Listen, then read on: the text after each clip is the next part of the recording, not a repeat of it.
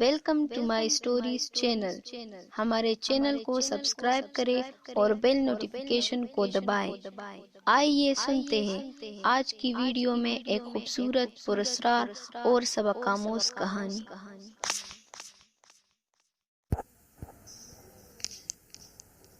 مردے کی واپسی۔ اخبارات میں بڑے جلی حروفوں میں لکھا ہوا تھا، معمر تاجر ولسن انتقال کر گئے، لیکن موت کی وجوہات میں صرف اتنا بتایا گیا تھا کہ مسٹر ولسن گزشتہ رات اپنے شب خوانی کے کمرے میں ٹھیک ٹھاک سونے کے لیے گئے تھے اور تقریباً رات کو 1 بجے تک ان کے کمرے کی بتی جلتی رہی تھی۔ ملازم نے 11 بجے کے قریب دودھ کا گلاس بھی انہیں پہنچایا تھا، جسے پینے کے بعد انہوں نے ملازم کو ہدایت کی تھی کہ وہ اسے دوبارہ ڈسٹرب نہ کرے، البتہ اگر ضرورت محسوس ہوئی تو وہ خود ہی بیل بجا کر بلایا جائے گا۔ ملازم واپس چلا آیا تھا، مگر پوری رات میں ایک مرتبہ بھی انہوں نے دوبارہ ملازم کو نہ بلایا۔ جب صبح ملازم انہیں جگانے کے لیے گیا تو کمرے کے اندر سے چٹخنی لگی ہوئی تھی۔ پہلے تو ایک مرتبہ وہ بغیر کٹکھٹائے واپس آ گیا، مگر جب تھوڑی دیر بعد وہ دوبارہ کمرے کی طرف گیا تو دروازہ حسب دستور بند تھا۔ اس نے دستک دی، 1 بار، 2 بار، پھر تیسری مرتبہ، لیکن بے سود۔ دروازہ اندر سے بند تھا، اور ایسا لگتا تھا جیسے کمرے کے اندر کوئی ذی روح موجود نہ ہو۔ متعدد بار کٹکھٹانے پر بھی جب کوئی جواب نہ ملا تو ملازم کو تشویش ہوئی، اور پھر اس نے عمارت کے دوسرے ملازموں کو بھی آواز دے کر اکٹھا کر لیا۔ سب ہی حیرت زدہ تھے، مگر وہ کر ہی کیا سکتے تھے۔ پہلے تو انہوں نے دروازہ توڑنا چاہا، مگر پھر پولیس کے خیال سے انہوں نے یہ ارادہ ترک کر دیا، اور ایک دوسرے کمرے سے ایک ملازم نے پولیس کو فون کر دیا۔ چند لمحوں بعد پولیس آ گئی، اور پھر پولیس کی آمد پر شب خوانی کے کمرے کا دروازہ توڑ دیا گیا۔ پھر جیسے ہی وہ اندر داخل ہوئے، وہ حیران رہ گئے۔ مسٹر ولسن چارپائی سے آدھی نیچے لٹکے ہوئے تھے، اور ان کے دونوں بازو پلنگ سے نیچے جھول رہے تھے۔ انسپکٹر رابسن نے لاش کو ہر زاویے سے دیکھا، لیکن اس کے علاوہ اور کوئی نتیجہ اخذ نہ کر سکے کہ سٹ ولسن کی موت بڑی جھانکنے کی حالت میں ہوئی ہے۔ دم نکلنے سے پہلے انہیں بہت شدت سے تکلیف ہو رہی ہو، اور پھر اسی حالت میں انہوں نے دم توڑ دیا ہو۔ رابسن نے ضروری کاغذات کی خانہ پوری کی، اور پھر وہاں موجود ملازموں کے بیانات لیے، اور پھر لاش کو پوسٹ مارٹم کے لیے بھیج دیا، اور خود واپس پولیس چوکی روانہ ہو گیا۔ ایسٹیو نے جیسے ہی انسپکٹر رابسن کو دیکھا تو مسکرا کر بولا، ہیلو مسٹر رابسن، سناؤ کہاں سے آ رہے ہو؟ کہاں سے رہا ہوں، ایک نئی مصیبت آ پڑی ہے۔ رابسن نے منہ بناتے ہوئے کہا، کیوں، کیا ہوا ہے؟ سٹ ولسن انتقال کر گئے ہیں۔ سٹ ولسن؟ ایسٹیو نے حیرت سے کہا، مگر اس میں کیا مصیبت ہوئی؟ ہاں، مصیبت کی بات ہی ہے۔ اس کی موت اس طرح سے ہوئی ہے کہ شب گزرتا ہے کہ جسے انہیں اذیت دے کر ہلاک کیا گیا ہو، یعنی قتل۔ ایسٹیو کی حیرت میں اضافہ ہو گیا۔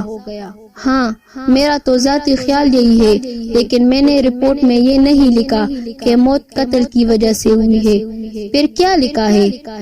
یہی کہ رات کو سوتے وقت اچانک ان کی طبیعت خراب ہو گئی اور کسی چیز کی طلب ہوئی، مگر جب انہوں نے چارپائی سے اٹھنا چاہا تو موت اپنا کام کر گئی۔ واہ واہ، ارے یار، تم تو بالکل افسانہ نویس کی طرح کہانی گڑھ لیتے ہو، ایسٹیو نے کہا۔ میں مذاق نہیں کر رہا، سچ کہہ رہا ہوں، رابسن نے جواب دیا۔ ابھی یہ باتیں کر ہی رہے تھے کہ فون کی گھنٹی بجی۔ ایسٹیو نے ریسیور اٹھایا۔ ہیلو، ہاں، کیا کہا؟ غائب ہو گئی، مگر کیسے؟ ایسٹیو کے لہجے کی حیرت بڑھتی جا رہی تھی، اور پھر جب ایسٹیو نے ریسیور رکھا تو رابسن بولا، کیا ہوا؟ سٹ ولسن کی لاش مردہ خانے سے غائب ہو گئی۔ کیا کہا؟ غائب ہو گئی، رابسن بولا۔ ہاں، اسپتال سے ابھی فون پر اطلاع ملی ہے، اور وہ بھی تمہارے سامنے، سمجھے؟ چلو آؤ جلدی کرو۔ اسٹیو آپسن کو لے کر نکلتا چلا گیا۔ گاڑی اسٹیو ہی ڈرائیور کر رہا تھا۔ دونوں کے چہروں سے شدید پریشانی اور الجھن کے آثار ظاہر ہو رہے تھے۔ پھر چند لمحوں بعد وہ ہسپتال پہنچ گئے۔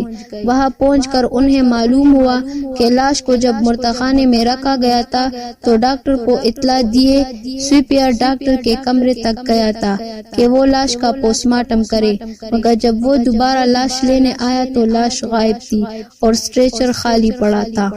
دونوں کا ذہن الجھ سا گیا تھا۔ ضروری کارروائی کے بعد دونوں اپنے آفس واپس آ گئے۔ ایسٹرن بیمہ کمپنی والوں نے اسٹیو کو فون پر بتایا کہ سیٹ ولسن چونکہ انتقال کر گئے ہیں، لہٰذا اس کی تصدیق کی جائے تاکہ اس کی پالیسی کی رقم مبلغ 2 لاکھ روپے اس کے بھتیجے کو ادا کر دی جائے۔ ویلسن نے پالیسی کب لی تھی؟ اسٹیو نے پوچھا۔ صرف چند ماہ پہلے۔ اسٹیو کا ذہن بڑی تیزی سے کام کرنے لگا تھا۔ اب اسے یقین ہو گیا تھا کہ سیٹ ولسن طبی موت نہیں مرے بلکہ ان کو قتل کیا گیا ہے، اور قتل کرنے والا کون ہو سکتا ہے، ان کے متعلق اسے معلوم کرنا تھا۔ اس نے فون پر ہی بیمہ کمپنی کو ہدایت کر دی تھی کہ وہ اس کے بھتیجے کو پالیسی کی رقم کی ادائیگی کر دے۔ مزید تفصیلات یہی ہے کہ سیٹ ولسن مر چکے ہیں۔ کہنے کو تو اسٹیو نے بیمہ کمپنی کو کہہ دیا تھا کہ وہ اس کے بھتیجے کو پالیسی کی رقم ادا کر دے، لیکن اس نے یہ بات بھی سوچ کر ہی کہی تھی کہ وہ اس طرح مجرم تک پہنچنے کی کوشش کرے گا تاکہ اگر ولسن واقعی قتل ہوا ہے تو اس کا قاتل کون ہے۔ ممکن ہے بھتیجے نے رقم حاصل کرنے کے لالچ میں اپنے چچا کو قتل کر دیا ہو۔ رابسن نے اس کے بھتیجے کا پتہ لے کر اسٹیو کی کوٹھی پر پہنچا اور اپنی آمد کی اطلاع ملازم کے ذریعے کروائی۔ ویلسن کا بھتیجا رابرٹ بہترین سوٹ میں ملبوس اس سے ملا، مگر اس کا چہرہ ہر قسم کے تاثرات سے عاری تھا۔ البتہ اس کے چہرے سے حزن و ملال صاف نمایاں تھی، جیسے اسے اپنے انکل کے مر جانے کا بہت صدمہ ہوا ہو۔ آئیے بیٹھیے، رابرٹ نے کہا۔ اوہ شکریہ، اسٹیو نے کرسی پر بیٹھے ہوئے کہا، اور پھر دونوں آمنے سامنے بیٹھے تھے۔ اسٹیو نے اس سے انکل ولسن کے متعلق بہت سی باتیں کی، لیکن وہ اس نتیجے پر نہ پہنچ سکا کہ قتل میں رابرٹ شریک ہے یا نہیں۔ تکلیف کی معافی چاہتا ہوں، اسٹیو بولا۔ نہیں، تکلیف کہا کی، آپ نے اچھا کیا جو اس کیس کی تفتیش اپنے ہاتھ میں لے لی۔ مجھے امید ہے کہ آپ ضرور میرے چچا کے قاتل کا پتہ چلا لیں گے، رابرٹ نے پر یقین لہجے میں کہا۔ جی نہیں، میں نے کیس کی تفتیش نہیں لی، بلکہ ویسے ہی اپنے طور پر معلوم کرنے آیا تھا۔ اور ہاں، آپ کو بیمہ کی رقم کے 2 لاکھ روپے تو مل گئے ہوں گے، اسٹیو نے پوچھا۔ جی ہاں، انکل کی وصیت کے مطابق ان کی پالیسی کی رقم مجھے ہی ملنا تھی، جو مل گئی۔ اس کے علاوہ دوسری تمام جائیداد بھی میرے نام ہے۔ کیا ان کا کوئی اور عزیز نہیں تھا؟ اسٹیو نے پوچھا۔ جی نہیں، دراصل میرے والد صاحب نے کافی جائیداد چھوڑی تھی جس کی نگرانی میرے انکل کر رہے تھے، کیونکہ میں بہت کم سن تھا اور اس کی تمام جائیداد کا وارث میں نے اسی صورت میں ہونا تھا جب بالغ ہو کر اپنے پاؤں پر کھڑا ہو جاتا۔ اوہ، تو اس کا مطلب ہے کہ جتنی جائیداد آپ کو ورثے میں ملی ہے وہ ورثہ نہیں بلکہ آپ کی اپنی ہے، اسٹیو نے کہا۔ جی ہاں، رابرٹ نے جواب دیا، اور پھر چند ایک سوال اور پوچھنے کے بعد اسٹیو وہاں سے چلا آیا۔ یار رابسن، ایک بات تو بتاؤ۔ کیا بات ہے؟ پوچھو۔ تم نے رابرٹ کی نگرانی سے کوئی نتیجہ اخذ کیا؟ نہیں، مجھے تو ایسا لگتا ہے کہ ہم غلط سوچ رہے ہیں۔ ولسن واقعی طبعی موت مرا ہے، مگر پھر اس کی لاش کیوں غائب ہوئی؟ بس یہی ایک بات الجھانے والی ہے، ورنہ معاملہ صاف ظاہر ہے۔ پھر کیا سوچا؟ ابھی کچھ نہیں۔ میرا خیال ہے کہ اگر تم درست سمت تفتیش کرو تو کافی حد تک مسئلہ حل ہو سکتا ہے، اسٹیو بولا۔ وہ کیا؟ رابسن نے دلچسپی سے کہا۔ تم ایسا کرو کہ ولسن سے ملنے جلنے والوں سے معلوم کرو کہ ولسن سے اس کے تعلقات کیسے تھے اور لین دین کا معاملہ کس حد تک درست تھا، اسٹیو بولا۔ بولا تمہارا کیا خیال ہے کہ کروڑ پٹی آدمی کو کوئی فراڈ کر رہا ہوگا؟ رابسن نے کہا ارے نہیں یار، بس جو میں کہہ رہا ہوں وہ کرو۔ ٹھیک ہے، جیسا تم کہتے ہو میں ویسا ہی کروں گا، رابسن نے کہا۔ چند دنوں کی تفتیش کے بعد ہی ان کے سامنے ایک بات کھل کر آ گئی کہ سیٹ ولسن جو کہ انتہا دولت کے مالک تھے، اپنے حلقہ احباب کے کروڑوں روپے کے مقروض تھے۔ اس کی وجہ کیا تھی رابسن سمجھ نہ سکا، مگر اسٹیو کے ذہن نے اس معاملہ کو حل کر دیا۔ مسٹر رابسن، تم ابھی بالکل کمسن ہو، اسٹیو مسکرا کر بولا۔ کیا مطلب؟ رابسن حیران ہوا۔ مطلب یہ کہ تمہیں معلوم ہے کہ جائیداد کا اصل مالک رابرٹ ہے۔ اس کے باپ نے چونکہ رابرٹ کے کمسنی میں ہی فوت ہو گئے تھے، اس لیے اس نے اپنی جائیداد اپنے بھائی ولسن کو یہ کہہ کر دی کہ جب رابرٹ ہوش سنبھالے تو یہ دولت اسے دے دینا۔ اسٹیو نے بتلایا۔ اس سے کیا فرق پڑا؟ بہت فرق پڑتا ہے پیارے، سنو۔ ولسن تمام کاروبار قرض پر چلاتا رہا۔ وہ جانتا تھا کہ اس کے پاس جو دولت ہے وہ رابرٹ کی ہے، اس لیے وہ اس رقم کو کسی بھی حالت میں کسی ایسے کام میں لگانا چاہتا تھا جس میں کسی نفع یا نقصان کی امید ہو۔ میرا اپنا خیال ہے کہ اس سے کچھ نہ کچھ رقم ضرور ضائع ہوئی ہوگی، جس کی وجہ سے اس نے 2 لاکھ روپے کی بیمہ پالیسی بھی لے لی تاکہ رابرٹ کا جو نقصان ہوا اس کے مرنے کے بعد اس کا نقصان بیمہ کی رقم ملنے سے پورا ہو جائے۔ اسٹیو نے کہا بڑی دور کی سوچ رہے ہو۔ ہاں، اگر آپ اس بات کا یقین کرنا چاہتے ہو کہ میں کہاں تک سچ کہہ رہا ہوں تو تم رابرٹ کے مکان کی نگرانی شروع کر دو۔ اگر ولسن واقعی مقروض مرا ہے تو قرض خواہ رابرٹ سے پیسوں کی واپسی کا مطالبہ ضرور کریں گے۔ ہاں، یہ بات تو ہے، رابرٹ نے بولا۔ بس تم پھر کل صرف اس کام پر لگ جاؤ، اور ویسے بھی یہ کیس تمہارے ہی سپرد ہے۔ ٹھیک ہے، میں جلد ہی حالات سے تمہیں باخبر کروں گا۔ ولسن کی موت ایک معمائی بن کر رہ گئی تھی۔ وہ اگر مر ہی گیا تھا تو پھر اس کی لاش غائب کیسے ہوئی؟ اسٹیو اس کے متعلق جتنا بھی سوچتا الجھتا ہی چلا جا رہا تھا۔ رابسن نے اسے رپورٹ دی تھی کہ ولسن باقی لاکھوں روپے کا مقروض تھا، اور جب مانگنے والے رابرٹ سے تقاضا کرنے لگے تو اس نے قرض کی رقم دینے سے صاف صاف انکار کر دیا۔ اوہ، تو اس کا مطلب ہے جسے دنیا لکھپتی اور کروڑپتی سمجھتی تھی وہ بذات خود کوڑی کوڑی کا محتاج تھا۔ اسٹیو نے حیرت سے کہا ہاں، کچھ ایسا ہی ہے۔ اچھا پیارے، تم دیکھتے جاؤ، اگر میں نے بھی اس کا پتہ نہ چلا لیا تو میرا نام بھی اسٹیو نہیں۔ اسٹیو نے کہا، اور بات آئی گئی ہو گئی۔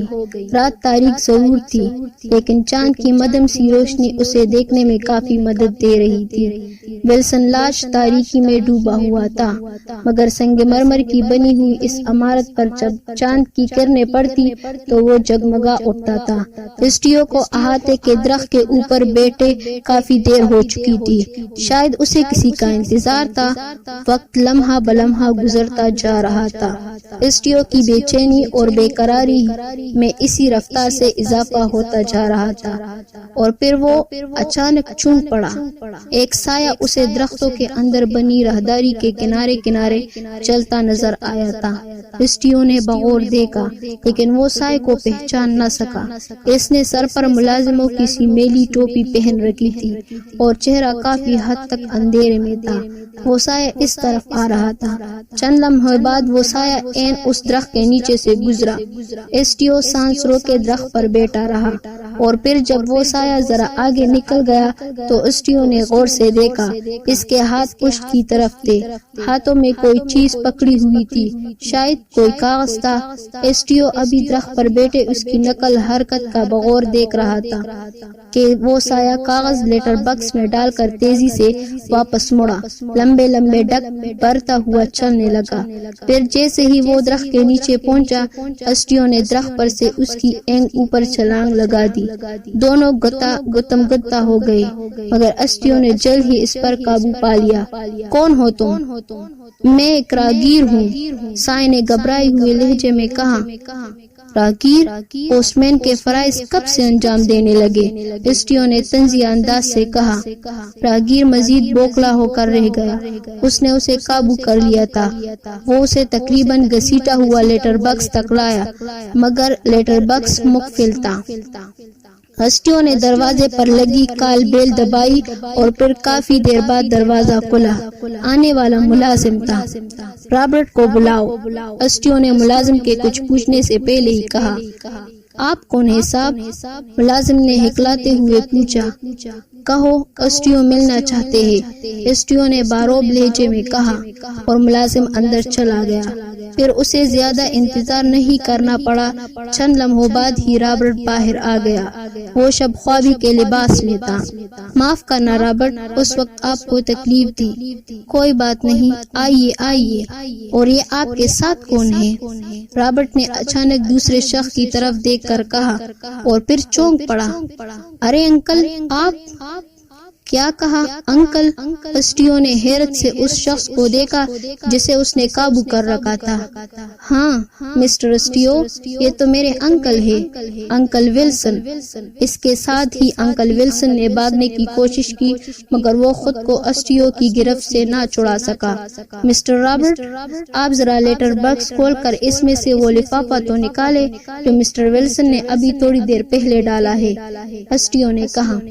اور رابرٹ حیرانی سے اسٹیو کو دیکھتا ہوا لیٹر باکس کی طرف بڑھا، اور پھر چند لمحوں میں ہی وہ لیٹر باکس سے لفافہ نکال لایا۔ یہ لیجئے، رابرٹ نے لفافہ اسٹیو کو دیتے ہوئے کہا۔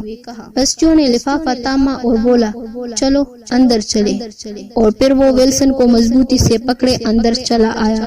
تینوں آمنے سامنے صوفے پر بیٹھ گئے۔ دیکھیے مسٹر ولسن، اگر آپ نے بھاگنے یا کوئی اور حرکت کرنے کی کوشش کی تو کسی بھی قسم کے نقصان کی ذمہ داری آپ پر ہوگی۔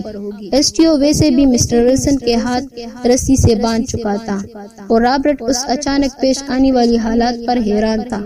اسٹیو نے لفافہ کھولا اور پڑھنے لگا۔ پیارے بھتیجے، حالات نے مجھے تم سے دور کر دیا ہے۔ تمہاری جائیداد کی حفاظت کرتے کرتے مقروض ہو گیا ہوں۔ اگر تمہاری تمام جائیداد بھی قرضداروں کو دے دیتا تو قرض پھر بھی باقی رہ جاتا۔